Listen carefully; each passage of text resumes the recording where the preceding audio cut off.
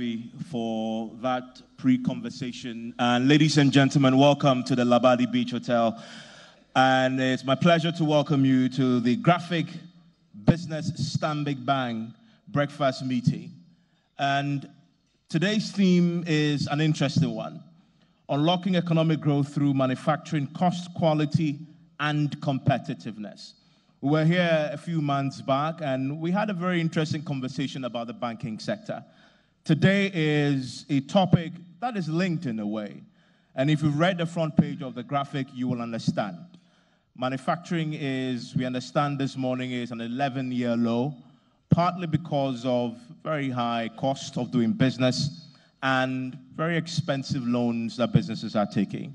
We'll be delving into all the myriad of issues, and Mamavi and guests have already laid out a few of the issues already, but this is the main course. And talking about courses, I'm pretty sure that you've had a pretty exciting breakfast already. And so, again, thank you very much for joining us for this morning's event. We will start with the opening prayer, and I am delighted that I can invite John Tego with the graphic to help us with the opening prayer. A round of applause for Mr. Tego as he makes his way to help us start this off the right way.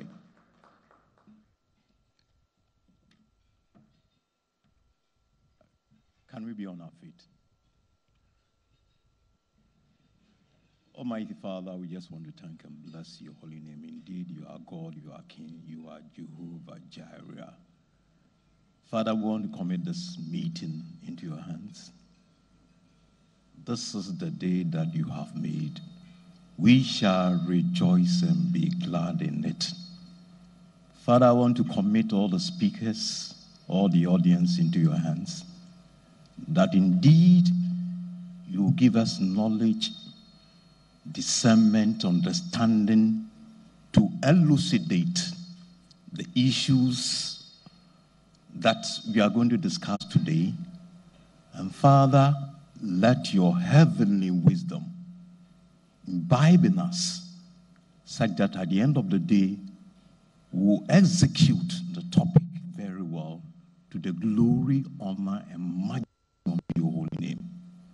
Father, let goodness and mercies brood over all of us. And at the end of the day, Ghana, our beloved country, be the winner. In Jesus' mighty name, we pray thanksgiving. Amen.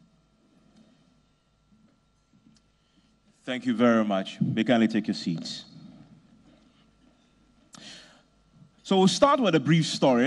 This is a true story, by the way. So yesterday, I went out to look for a nice tie to buy. And by the way, I haven't owned a tie of my own for the past 8 years. So I went out looking for one. I had to come to the graphic business Stanbic breakfast meeting. I had to look good. I have to look executive. I'm among bankers and, senior ministers here, Mr. Tinjesi. I can't look shabby. So I invested in it. Very expensive tie. Woke up this morning, dressed in my suit and tie, sat in my car and drove here. I got to the Labadi Beach Hotel, and then I got a call that unfortunately I can't wear my suit and tie. The tie that I spent so much money on, I can't wear it for the event, and that I need to change. I said, change? I said, yes, you have to change. And so they showed me what I had to wear. And I found my way into, when graphic says you have to change, you cannot question it. So I went into the washroom and changed. And so you can see what I'm wearing. It's something I just changed into. But I checked the tag on what I was wearing because I'm very curious, because it fits me like a glove. And it's Wear Ghana. And for me, it tells a story. It tells a story, the reason why we are here. I had invested in a foreign product yesterday.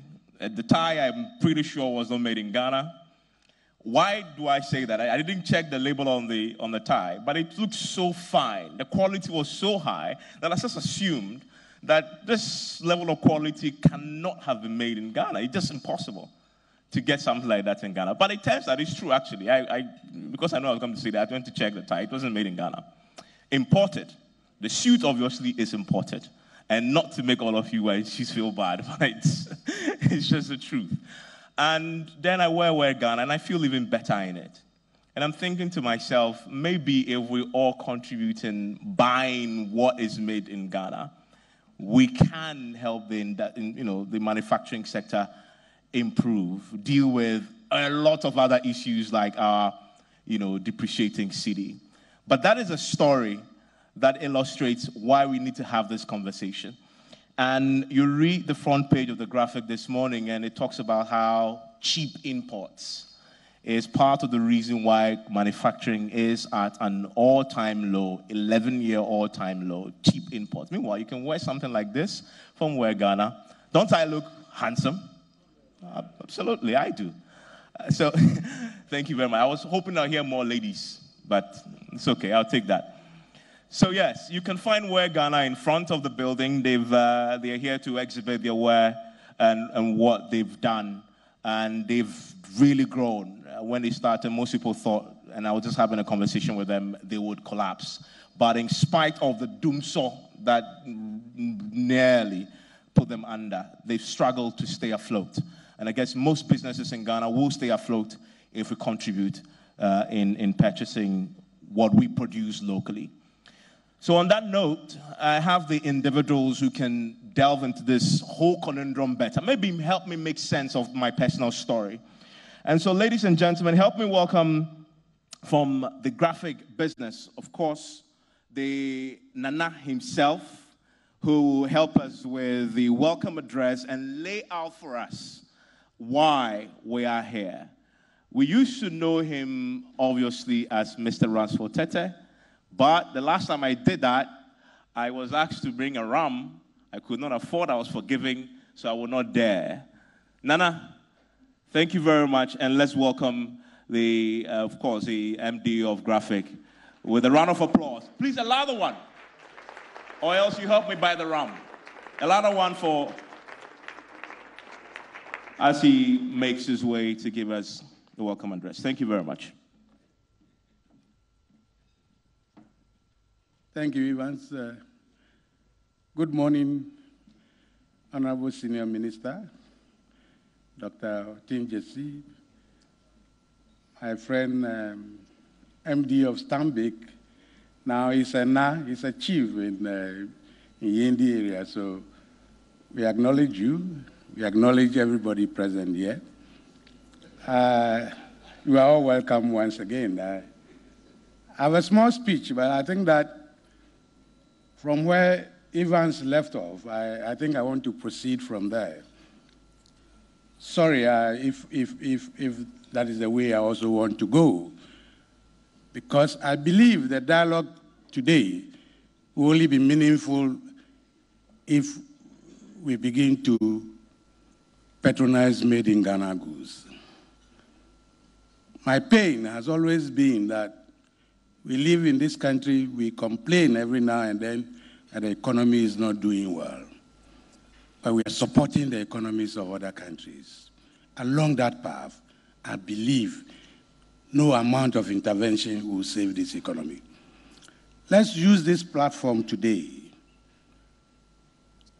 to make a declaration to ourselves and the whole Ghana that the only way forward is that we patronize what we produce here. Many years ago, we used to have an area in Accra called North Industrial Area. Anybody can visit there today. It's no more an industrial enclave. It's now a trading post where all manner of goods are imported and stored there. They have become warehouses. I'm happy to welcome the senior minister here today. His other name is Oya Adeyeye. I believe that as part of this present dispensation, he will be able to come out with the strategies that will help this country move forward and take a giant leap where, like the story on the front page of Graphic today, Ghanaians will not say we are working, but we are starving because the economy is not able to support working people in this country. So on that note, once again, welcome. enjoy your breakfast, enjoy the discussions, and at the end of it all, let's all move here making a declaration that the only way out is when we support our own. If we support other things, we don't patronize our own, we'll be supporting the economies of other countries, and we'll always be looking up to them for the crumbs that fall from their table. I believe that we have the capacity to put this economy on a sound footing once again. Let's do it, and we'll all enjoy the fruit. Thank you very much. But the last time I forgave Evans, but today he forgot my stool name again. But I've forgiven him. I'm Nana Kwekude. Thank you very much. Nana, thank you very much. By the way, let me add to that. He's also the Nkoswahine of Pakru. I got that correct? Yeah, so that's an addition to Nana Kwekude. Thank you again. We are live this morning on Joy 99.7 FM. We're also live on the JoyNews channel on Multi TV. We want to say a big thank you to the graphic business, also Stanbic Bank for making this possible, and of course with support from the Labadi Beach Hotel, Joy Business as well. Also, Prosline Events Ghana Limited, all things protocol. They help us also put this together. And obviously, of course, the Joy News app is also running. And understand also you can find us live streaming on the graphic app as well. Remember to also visit the graphic online where you can also find us streaming, and they have regular updates on this particular event. Wherever you are this morning, welcome to the Labadi Beach Hotel. And of course, thanks again to Wear Ghana for providing the outfit that I'm wearing. I'll now invite Madam Sylvia Inkum, his head coverage with Stanbic Bank Ghana. A round of applause for Madam Sylvia Inkum with Stanbic Bank. Please, if we can make it a louder one, please. Thank you, ladies and gentlemen.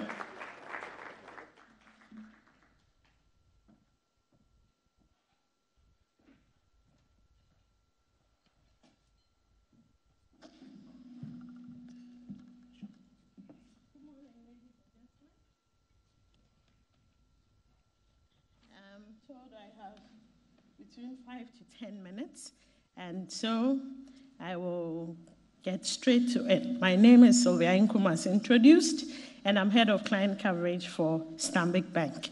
I am speaking in place of one fine gentleman who has his way with words, and the most eloquent man I know around, Mr. Alasan Andani. He opted to give me his slot this morning to speak. I would urge you not to mark me by his standards because he's a very good speaker. But thank you, Andani. So by way of introduction, I think that speakers who will follow me will try to explain to you the importance of manufacturing as a sector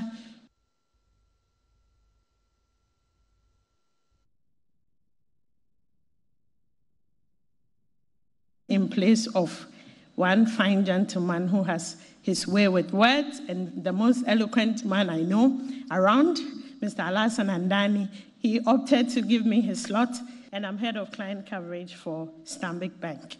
I am speaking in place of one fine gentleman who has his way with words, and the most eloquent man I know around, Mr. Alasan Andani.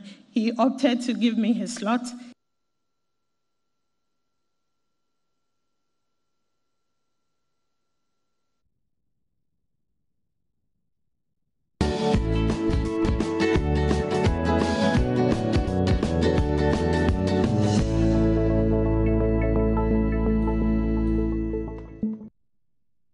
Corner where you are.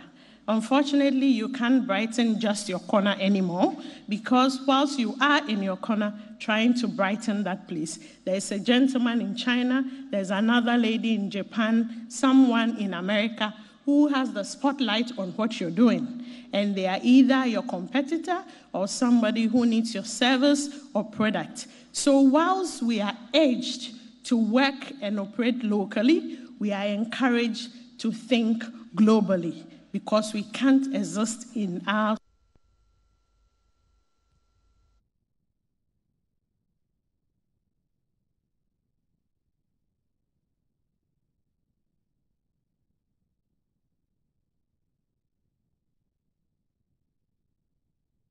in 20 African countries, and also present in most of the international trading hubs. What we bring to the discussion is the diversity, the thought leadership, and the experiences across the world.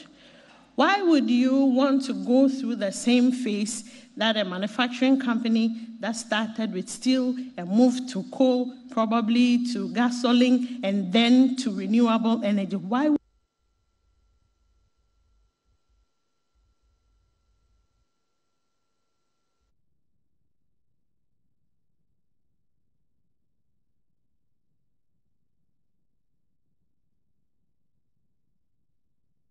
Leadership, insight, and expertise. I always say that there's a place for visionary entrepreneurial skills, and there is a place for technical knowledge and support. So we will urge you to use us. Bounce off your new ideas that you have with us. When these global challenges hit you, it's good to speak to your bankers. It's good to bounce it off and find out, how do we go around these things? Because whether we accept it or not, they will come. Additionally, we would encourage that we start thinking strategically. And I spoke to the fact that you can't just be in your corner. There's a story of a manufacturing firm that used to source one of its major components, or its packaging, actually, its major packaging inputs from a particular company. They had worked for so many years, and this company hadn't thought even of having any strategic discussions with the supplier. One day, they wake up and the supplier is in Ghana, set up a company, and has cut off this person. We have to start thinking strategically. We have to start having conversations with our partners to see, how do we take it there? In Stanbic, we have investment banking, people who are trained to advise on mergers, acquisition, and other forms of advisory services that can help you have these conversations. And we urge you to use us. There are other financial institutions in the market that have the skill and training, and we'll urge you to use us. Domestically, the speaker spoke about the cost of funding, and as soon as cost of funding comes in, the first point to turn to is the banks. Thankfully, in recent times, we have seen rates coming down nicely from the regions of 30, 26 to 13 and 16. In Stanbic, our base rate, for instance, has moved from 26 to about 16. It's very heartwarming. But I dare say that our neighboring countries and globally, they are rates lower than that. And if we really want to compete and be able to be global players, then there's the need to work around ensuring that cost of funding comes down even further. We have solutions that are the vanilla type working capital needs and CAPEX funding needs. But there are other non-vanilla but effective ways of managing your cost. There's the debt capital market where we can help you raise corporate bonds. There are companies in Ghana that have enough liquidity and they just place them in current accounts or buy treasury bills. If you are a company that is, your brand is strong and your financials are strong, we could help you raise corporate bonds, for instance, that are obviously cheaper than the usual vanilla overdraft and working capital type transactions that we normally offer you. You need to take advantage of this. There is the equity capital market. Today is the last day for one of the biggest IPOs in the country. There are fine companies in Ghana that can be listed on the stock market, for instance, equity, we always say, is one of the cheapest sources of funding. We need to open up. We always encourage that it is better to own 10% of something big than to own 100% of something that really values nothing.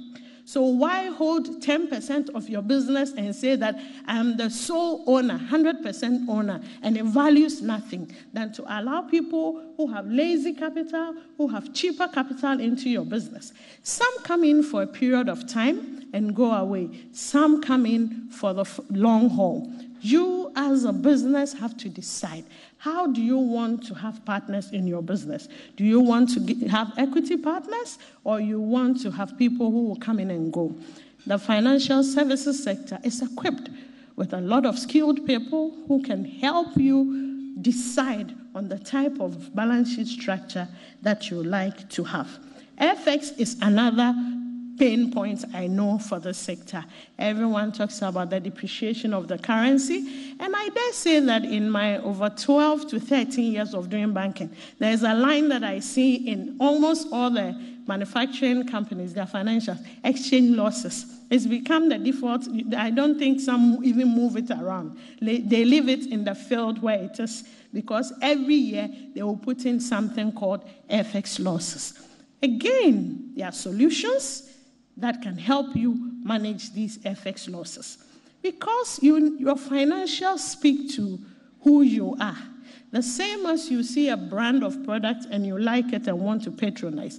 Investors and stakeholders take a keen interest in your financials. So it doesn't serve you well when your business constantly shows a weak financial performance. There are some businesses that genuinely are struggling, and they can have help. And there are some businesses that will present a financial report that really doesn't speak to what's the true state of the business is, because we are unable to manage some of these inherent risks in the business. But what that does to you is that external investors look at you and they think that your value is not as good as you are. So there is the need to work on financial reporting, so that when you have to negotiate, when somebody wants a stake in your business, for instance, they see the true value of your business. There have been so many instances where people are entering into joint ventures and they say, I want to keep 50%, 30%. But you look at the financials on paper and it's a weak company. But you visit them, you see the plant and machinery they have, and you know that there's value in it. So we like to encourage strong corporate governance. Corporate governance around maintaining your standards. Corporate governance around excelling to be the best in that little corner, because you can't afford to not be the best. And we have trained people who can help you manage your corporate governance structures. In Standard Bank, we are happy to have a project called the Incubator Project.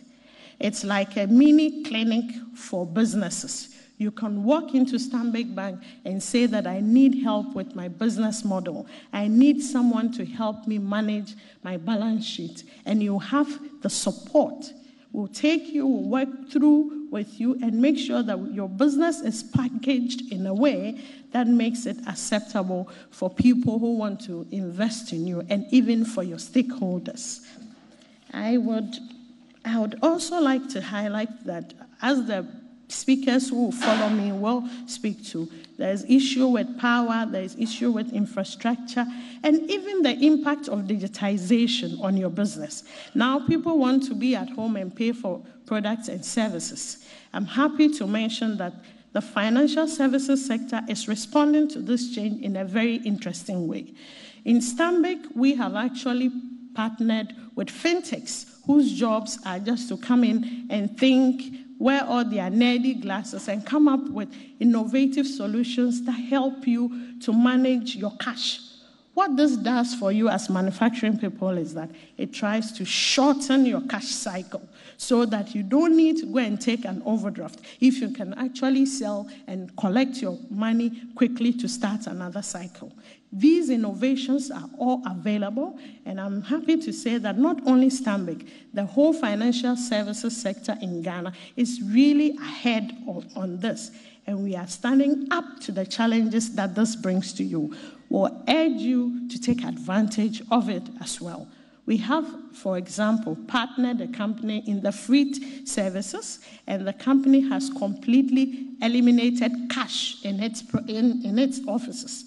And we have set up e-commerce solutions that ensures that there's no pilfering, there's no theft in the office. They are managing their core business, whilst the bank is managing their cash business for them.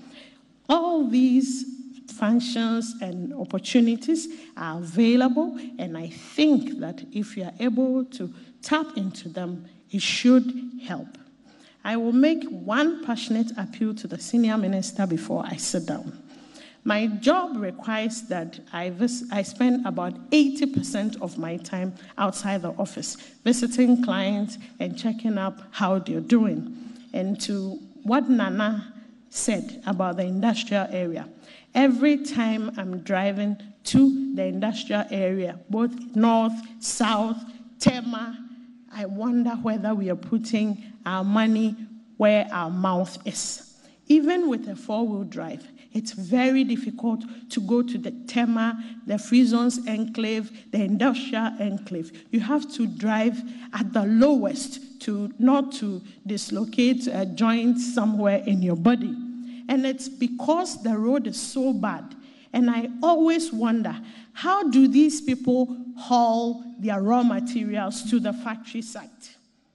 And how would they transport finished product to the distribution point?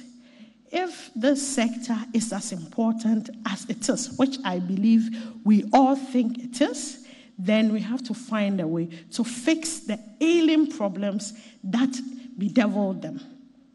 The financial services sector has the capacity to do that. I know within the Standard Bank groups, we have done roads, toll roads for areas that we think drive the economy. I think that the stakeholders here have to have a plan around fixing the roads. We can do this. We'll have the right incentives for the companies to capitalize the investments that they put. So 10, 20 companies can come together and fix the road that leads to their factories, as long as the taxmaster and mainly the taxmaster can agree for them to capitalize this investment. The initial thought will be that we are going to lose tax revenue, but that really can be offset by the increase in productivity, the number of people that can be hired there. So whilst you're going to be losing corporate tax, you're going to get an income tax and all the other related sectors that thrive on the back of these companies will do well. So it's a passionate appeal. Let's fix the road. Let's fix the power sector. In Nairobi, in South Africa, and in Zambia, the Standard Bank has financed big companies to do wind power and power plants, captive power. This is something that is being done in so many geographies. We can come together with the private sector to do captive power. And it all speaks to the commitment of the government to say that if you do ABCD, these are the incentives you get. And these are things that are happening around us in Africa, and we can do same in Ghana. So I like to end by saying that this sector is very relevant to the financial services sector, relevant to the nation, as we all know. There is scope to grow this, and from Stanbic, and I'm sure from the other financial services sector players, there is the commitment to help this sector thrive. Because, by the way, when you do well, then our businesses do well too. Thank you.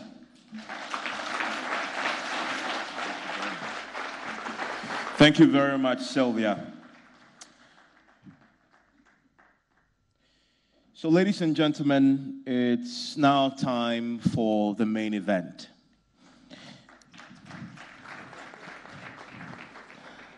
And that's our boss, Ms. Andani. I guess that is to say, your oratory skills, as you laid out before, for once has surpassed your boss. And that is an indication of his approval of everything that you said. Ms. Andani, thank you very much for coming. We are grateful to host you. Ladies and gentlemen, you know, in 2006, that was the first time we went to the World Cup, if you remember. And there was euphoria surrounding that particular event. I remember wondering what the World Cup was all about until we scored the first goal in Germany. But the man who made that possible, and I'm sure if he writes his CV, probably will be at the top of that. And I guess, if I'm not mistaken, is why he eventually earned the nickname Oyadiye. Oyadiye, we have a lot of foreign friends in our midst, is the man who does everything well. And it's almost as if it's like the tailor who carries the sewing machine, walks through the town, and if you have a torn shorts or anything, you call and he sews it for you. And he took us to the World Cup. He also took us to Hippie.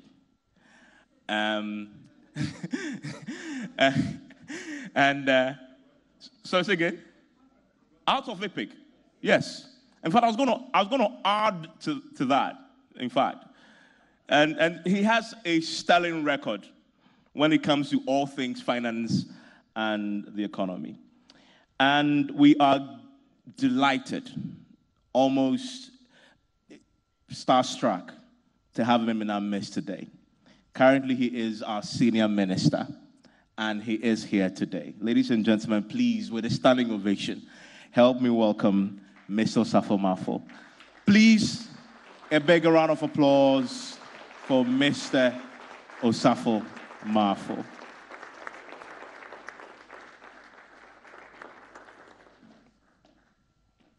Thank you very much, sir. And please, you take your seat there for me. Thank you very much, sir.